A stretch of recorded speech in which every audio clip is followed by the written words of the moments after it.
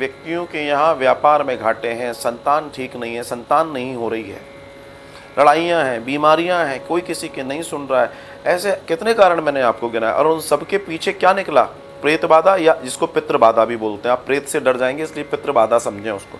पितृ बाधा, ये पितृ बाधा का जो है कारण है। कभी विचार किया आपने? कभी विचार किया आपने कि आप अगर किसी तालाब, ध्यान दीजिए, विचार किया आपने कि आप अगर किसी तालाब में, कुएं में, नदी में थूकते हैं, गंदगी करते हैं, तो आपको पितृदोष लगता है? विचार करके देखिए। हमें पितृदोष सिर्फ हमारे पितरों को परेशान करके नहीं मिल रहा, पितृदोष हमें हमारे द्वारा किए गए ऐसे कृत्यों के कारण भी मिल रहा है जिसके वजह से हम अपने जीवन को कहीं ना कहीं परेशानी में डाल रहे हैं। मैं इस विचार करने की बात कर रहा हूं, इस विचार को आप करें। अगर ये विचार नहीं किया गया तो जीवन में बहुत नुकसान होगा। मतलब गेट लगा दीजिए, तो बहुत नुकसान हो जाएगा। आप विचार करके देखिए, क्या ये विचार कभी हमने किया था? हम तो ये सोच रहे थे अगर कर भी दिया तो गंदा हो गया। लेकिन अगर आपने इन संसाधनों को भी चोट पहुंचाई है, अगर हमने जाने अनजाने में इन संसाधनों के साथ भी छेड़छाड़ की है, तो आप ये तय मान के चलिएगा कि हम पितृदोष से पीड़ित हो गए। आप विचार कीजिए। हमने अगर कचरे तक के लिखा है कि अगर आपके यहाँ कचरा है, ये तक आया है कि जिन घरों के अंदर रात में बर्तन अगर नहीं धोए जा रहे हैं, और आज की तारीख में 99% घरों में यही हालत है, क्योंकि शाम को तो मेड आती नहीं है। तो शाम को अगर आपके यहाँ बर्तन रखे हैं तो वो प्रेत का कारण है। अब अगर आपके पास कोई संसाधन नहीं है तो आप ये समझ लीजिए कि नेगेटिव एनर्जी आएगी, पितृ बाधा आएगी, आप चाहे कुछ कर लीजिए। जिन घरों के अंदर प्रातः की बेला में साफ सफाई नहीं होती, उनके यहाँ पितृदोष होता है। अब आप सोच रहे होंगे हमारी तो 12 बजे आ जाती है। कई लोग ऐसे हैं, मैंने देखा उनको, मैं बड़ा आश्चर्य में पड़ता हूँ।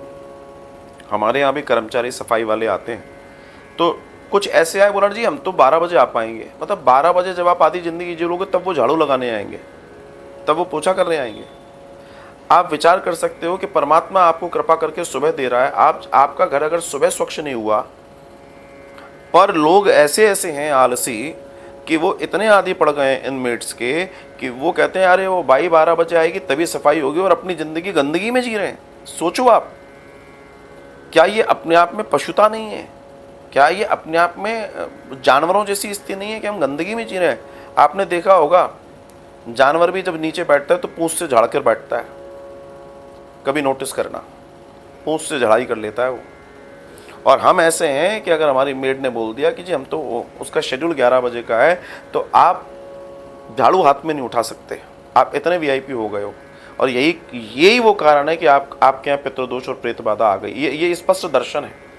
आप लोग कह रहे हैं ना हम बात कर सकते हैं, नहीं कर सकते, देख कह सकते हैं। अरे ये लक्षण देखो ना, खेल तो लक्षणों का है। बुखार को किसने देखा? क्या आप बुखार को देख सकते हो? मैं आपसे पूछ रहा हूं, क्या आप खांसी जो होती है उसके पीछे के कारण को देख सकते हो? बुखार को देख सकते हो कि बुखार कैसा होता है, उसका स्वरूप क्या है?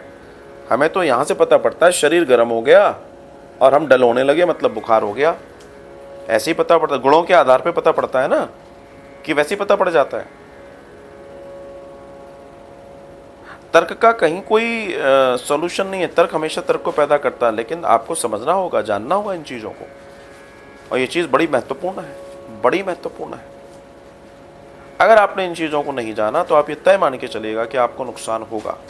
आपको नुकसान होगा, आपके परिवार को नुकसान होगा। युवा लोगों के साथ बड़ी प्रॉब्लम आ रही है। आजकल युवाओं में गंदी आदत पड़ गई है, रात्रि का जागरण। और सबसे बड़ी बात है कि कई युवा ऐसे हैं, युवतियां ऐसी हैं जिनके स्नान करने का समय दोपहर में और रात में, शाम को है। वे सुबह से लेकर शाम तक स्नान ही नहीं करते। इनको आप क्या मानेंगे?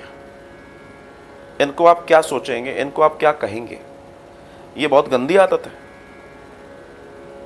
आपको कोई काम है, काम नहीं है, कुछ एक शावर तो ले ही सकते हैं सुबह सुबह, क्या प्रॉब्लम है?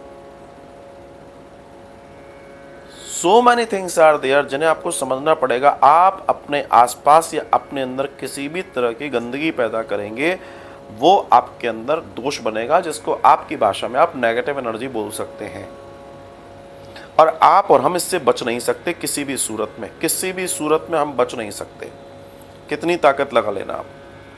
ये जो मामला है, ये मामला छोटा मोटा नहीं, ये मामला बहुत बड़ा है, बहुत ज़्यादा बड़ा है।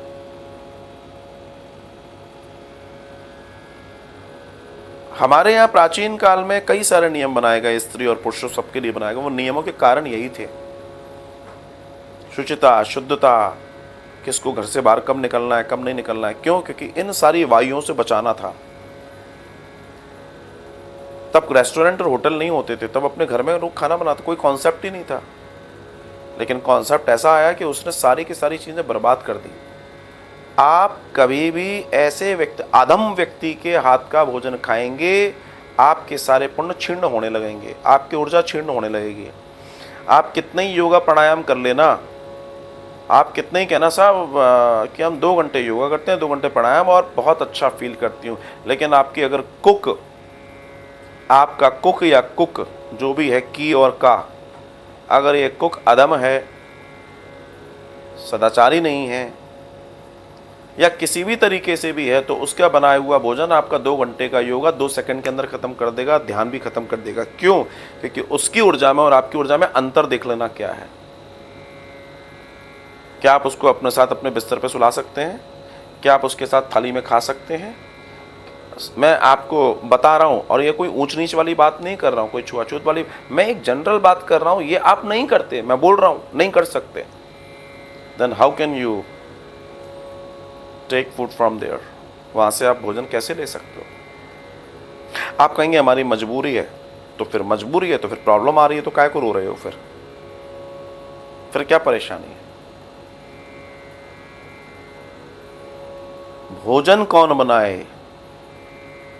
ये दुनिया की बहुत बड़ी कीमती चीज है। भोजन कौन परोसे, ये बहुत कीमती चीज है। जब तक इस दर्शन को व्यक्ति नहीं जानेगा, तब तक उसका जीवन कल्याण से नहीं भर सकता। ये जीवन में ध्यान रखिएगा, ये छोटी बात नहीं है, ये बहुत बड़ी बात है। ये जीवन में ध्यान रखने वाली बातें हैं, जिन्हें व्यक्ति समझे, जिन्हें व्यक्ति जाने। छोटी छोटी चीज़ों से अपनी पूरी लाइफ को स्पॉइल कर रहे हैं, छोटी छोटी चीज़ों से अपनी लाइफ को बेकार कर दे रहे हैं, और इसके वजह से कहीं ना कहीं हम परेशानियों से घिर रहे हैं। और ये परेशानियां छोटी नहीं है, बड़ी होती चली जा रही हैं, बड़ी होती चली जा रही हैं। तो मेरा कहने का जो तात्पर्य है, वो तात्पर्य है कि आप और हम इस बात पर काम करें। ये बात बहुत ज़्यादा ज़रूरी है, ये बहुत कीमती है कि हम जो भी करें वो ऐसा करें जिसके वजह से कि जीवन कल्याणकारी हो। भाई विज्ञान का युग है, आप थोड़ा विज्ञान को ही समझ लो। अगर आप कहते हैं कि आप विज्ञान के युग में भी अगर आप विज्ञान को नहीं, ये सब जो था हमारे यहाँ, ये विज्ञान ही तो था। हमारे यहाँ 13वीं की बात हुई, सूतक की, पातक की बात हुई, क्वारंटाइन की बात हुई थी ना, हुई थी कि नहीं हुई थी? मरना, जब कोई व्यक्ति मर जाता है तो उसके कपड़े पानी का घड़ा तक बाहर फेंक देते हैं। क्यों फेंक देते हैं? क्या ये विज्ञान नहीं था? उसके अंदर के किसी भी तरह के जम्स, वायरस, बैक्टीरिया आपके घर में नहीं फैलने चाहिए। क्या ये विज्ञान नहीं था? आप विचार करके देखिए, क्या ये विज्ञान आपने कभी जाना, कभी सोचा आपने कि ये कितना बड़ा विज्ञान था? लेकिन आपने कभी समझने की कोशिश ही नहीं की। उसका कारण सबसे बड़ा ये था कि आप कभी इस पर ध्यान नहीं दे रहे थे, कभी आप ध्यान नहीं दे रहे थे, और ना ध्यान देने की वजह से आज हालत ये हो गई है कि आप और हम पूरी स्थितियों को अगर देखें तो ये पूरी स्थितियाँ कहीं ना कहीं हमारे पूरे जीवन को स्पॉइल कर दे रही हैं। आप जल्दी थक रहे हैं, जल्दी बूढ़े हो रहे हैं। क्यों? क्योंकि आपका तेज, आपका जो चार्म है, वो दूषित चीज़ों के प्रभाव में आकर डल हो रहा है। आप समझ रहे हैं? आपकी भाषा में समझो, दूषित चीज़ों के प्रभाव में आकर डल हो रहा है, और ये डल होना कहीं ना कहीं हमारा नुकसान कर रहा है।